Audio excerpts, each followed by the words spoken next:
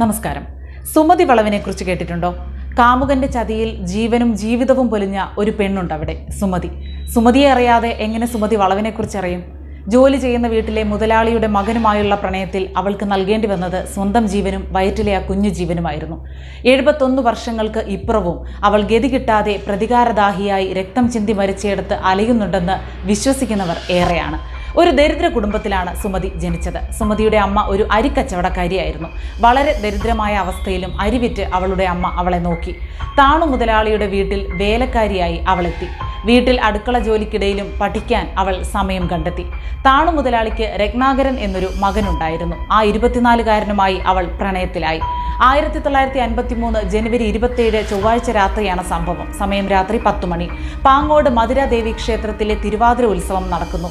ഉത്സവം കാണിക്കാമെന്ന് പറഞ്ഞാണ് രത്നാകരൻ തന്റെ അംബാസഡർ കാറിൽ സുമതിയെയും കൂട്ടി വീട്ടിൽ നിന്നും ഇറങ്ങുന്നത്. തമിഴ്നാട്ടിൽ എവിടെയെങ്കിലും പോയി വിവാഹം കഴിച്ച് ഒരുമിച്ച് ജീവിക്കാമെന്ന് പറഞ്ഞാണ് അവളെ കൂട്ടി ഇറങ്ങിയതെന്നും ഒരു കഥയുണ്ട്.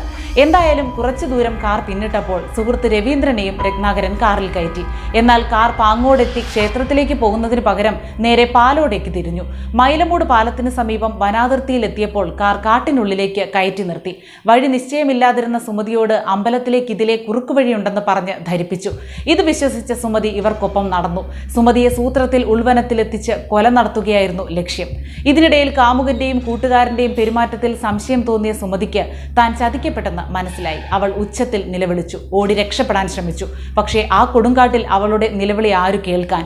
അവളെ പിന്തുടർന്ന് പിടിച്ച ശേഷം കാട്ടുവള്ളികൾ കൊണ്ട് കൈകൾ കൂട്ടിക്കെട്ടി വനത്തിനുള്ളിലൂടെ വലിച്ചിഴച്ച് രത്നാകരനും കൂട്ടുകാരനും നടന്നു. പക്ഷേ അവർക്ക് ഒരബദ്ധം പറ്റി. വളഞ്ഞു പുളഞ്ഞു പോകുന്ന റോഡ് തിരിഞ്ഞു മറിഞ്ഞ് വീണ്ടും അവരുടെ അരികിലെത്തി. ദിശ തെറ്റിയ ഇരുവരും ഉൾവനമെന്ന് ധരിച്ച് നടന്നെത്തിയത് റോഡ് അരികിലേക്കായിരുന്നു. കല്ലറ പാലോട് റോഡിൽ ഇപ്പോൾ സുമതിയെ കൊന്ന റോഡ് എന്നറിയപ്പെടുന്ന എസ് വളവിന് സമീപത്തായിരുന്നു അവരെത്തിയത്. പിന്നെ നടന്നത് കൊടും ക്രൂരത. രത്നാകരൻ സുമതിയുടെ മുടിയിൽ ചുറ്റിപ്പിടിച്ച് കഴുത്ത് മലർത്തി വെച്ചു. വയറ്റിൽ വളരുന്ന കുഞ്ഞിനെ ഓർത്തെങ്കിലും തന്നെ കൊല്ലല്ലേ എന്നും എവിടെയെങ്കിലും ഉപേക്ഷിച്ചോളൂ എന്നും ഒരിക്കലും തിരിച്ചു വരില്ലെന്നും അവൾ കരഞ്ഞു പറഞ്ഞത്രേ. പക്ഷെ കഴുത്തിൽ കത്തി താഴ്ന്നു. ചീറ്റിയൊഴുകിയ രക്തം കണ്ട് ഇരുവരും ഞെട്ടി. കഴുത്ത് അറ്റുമാറാറായ നിലയിൽ അവളെ അവിടെ ഉപേക്ഷിച്ച് അവർ ഓടി. ഇവിടെ ഏതോ മരത്തിൽ ചാരിവെച്ച നിലയിലായിരുന്നു ഈറ്റ വെട്ടാനെത്തിയ ആദിവാസികളായ കാണിക്കാർ ദിവസങ്ങൾക്ക് ശേഷം അവളുടെ മൃതദേഹം കാണുന്നത്. അന്നു മുതലാണ് ഇവിടം സുമതിയെ കൊന്ന വളവാകുന്നത്. ഈ വളവിനെപ്പറ്റി ദിനംപ്രതി ഒരുപാട് കഥകളാണ് പ്രചരിച്ചു കൊണ്ടിരിക്കുന്നത്. അതുകൊണ്ട് തന്നെ രാത്രികാലങ്ങളിൽ ഈ വഴിയിലൂടെ ആളുകൾക്ക് സഞ്ചരിക്കാനും ഭയമാണ്. രാത്രികാലങ്ങളിൽ സുമതിയുടെ പ്രേതത്തെ ഇവിടെ കാണാം എന്നാണ് വിശ്വാസം. ഇവിടെ വാഹനങ്ങളിൽ സഞ്ചരിക്കുമ്പോൾ എഞ്ചിൻ ഓഫ് ആവുകയും ബൈക്ക് യാത്രക്കാർ മറിഞ്ഞു വീഴുകയും ചെയ്യുന്നു എന്നാണ് പറയപ്പെടുന്നത്. രാത്രി 2 മണിക്ക് താൻ ഈ വഴിയിൽ കിടന്നുറങ്ങിയിട്ടുണ്ടെന്നും പ്രചരിക്കുന്നതെല്ലാം വ്യാജമാണെന്നുമാണ് നാട്ടുകാരിൽ ഒരാൾ പറയുന്നത്.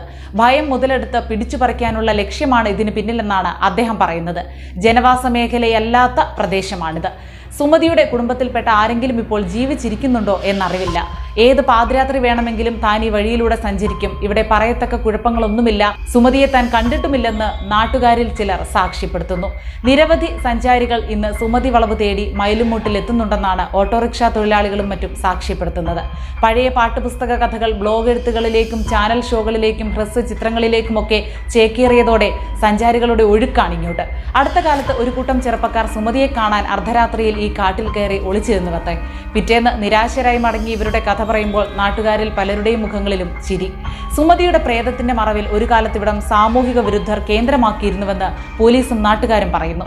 രാത്രികാലങ്ങളിൽ വെളുത്ത വസ്ത്രം ധരിച്ച് റോഡിൽ പ്രത്യക്ഷപ്പെട്ട യാത്രക്കാരെ ഭയപ്പെടുത്തി പണവും വിലപിടിപ്പുള്ള വസ്തുക്കളും അപഹരിച്ചെടുക്കലായിരുന്നു ഇവരുടെ രീതി. റോഡിൽ അള്ളുവെച്ച് ടയർ പഞ്ചറാക്കിയും റോഡിന് കുറുകെ കമ്പി വലിച്ചുകെട്ടി ബൈക്ക് യാത്രികരെ വീഴ്ത്തിയുമൊക്കെയായിരുന്നു കൊള്ള. ഇരകളിൽ ഭൂരിഭാഗവും നാണക്കേട് ഭയന്ന് സംഭവം പുറത്തു പറയുകയോ പോലീസിൽ പരാതിപ്പെടുകയോ ചെയ്തിരുന്നില്ല. സുമതിയുടെ കഥ യാഥാർത്ഥ്യമാണ്. പക്ഷേ അതിന്റെ മറവിൽ സംഭവിക്കുന്നതൊന്നും യാഥാർത്ഥ്യമല്ല.